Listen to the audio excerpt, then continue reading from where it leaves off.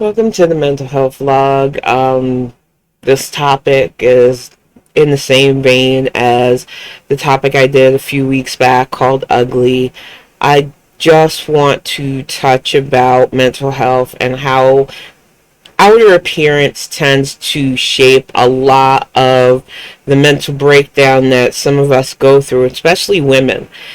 Out of both genders, body dysmorphia is a serious issue between all of us, but for women, it goes to levels of very dangerous proportions. I know that one of the things people like to focus on when I talk, because I don't hide it, are these. I have severe tooth decay and damage. Not going to make excuses.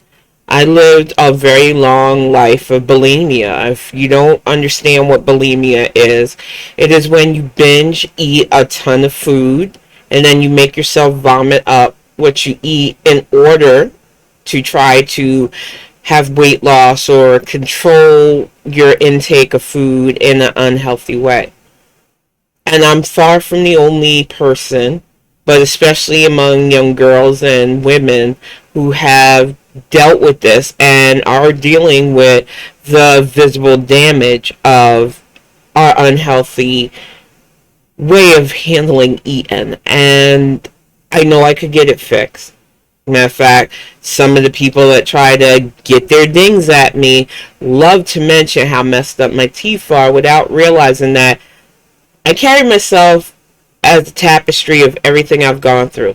Every scar, every mark on my body, every messed up part is a part of this journey that I've taken through life.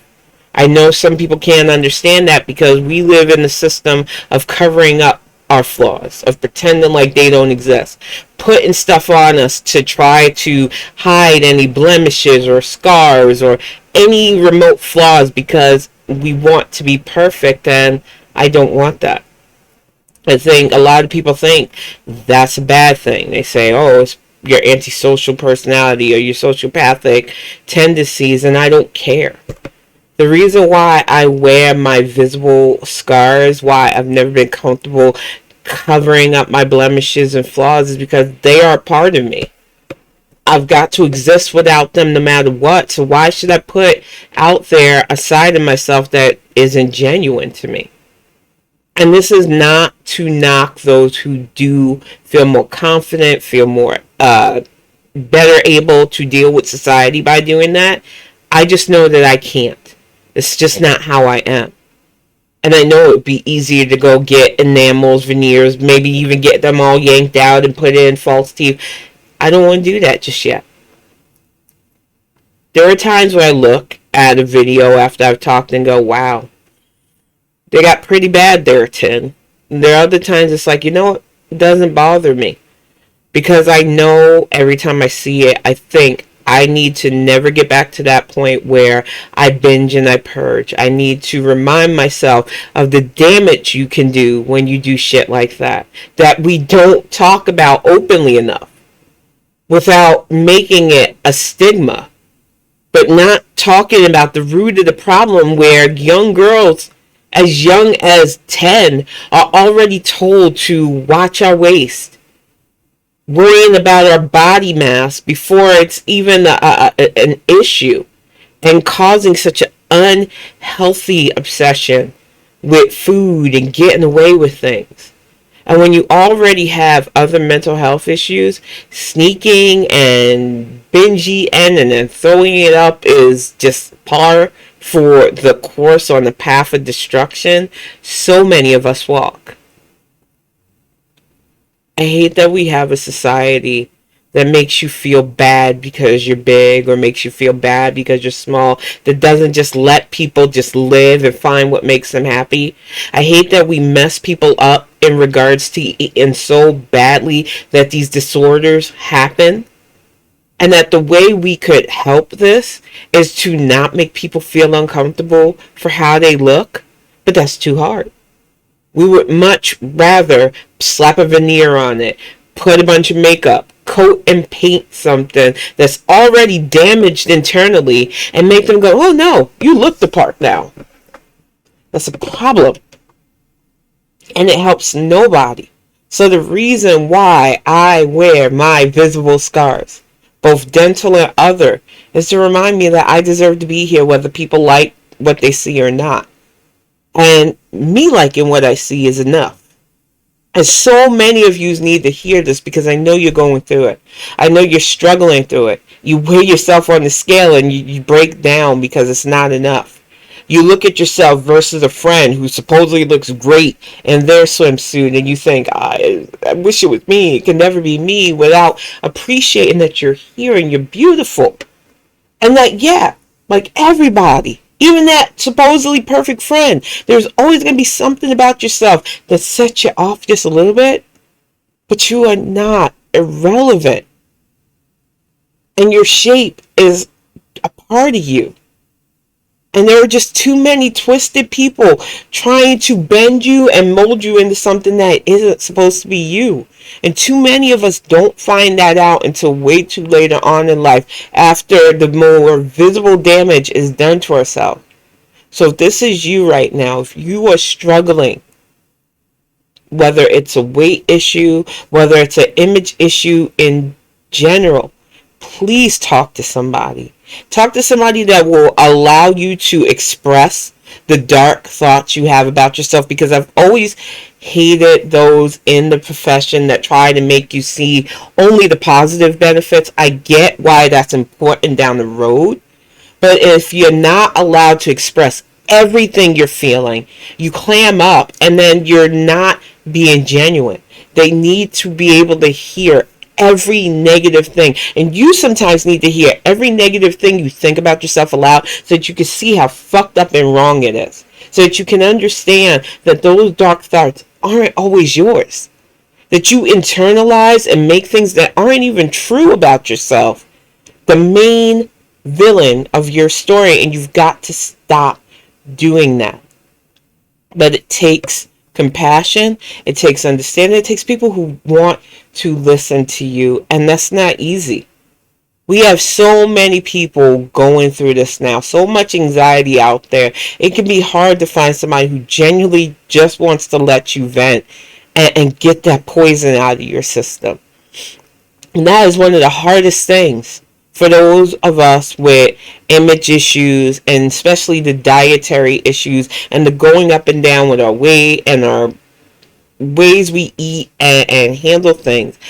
Having somebody who allows us to vocalize why we do this, make it make sense, and then work on ways to get away from that is so important. But what else is important is never letting anybody judge your worth more than or less than you can yourself, because that is what is the heart of why so many of us end up with these anxieties and disorders, because we put our value in the hands of people who don't really care and don't really value us.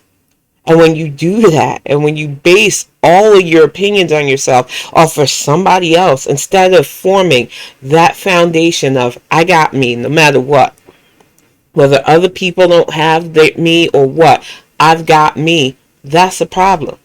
And I noticed that it's a bit easier for women like me to develop this attitude later on in life, especially, than it is for certain other groups, because y'all are really conditioned to believe that how your peers think, what the other genders think about your existence is vital to your relevance, and it's not.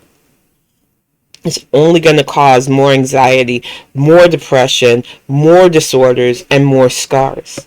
My friend put it so beautifully that she is a walking tapestry of all the good and bad in her life.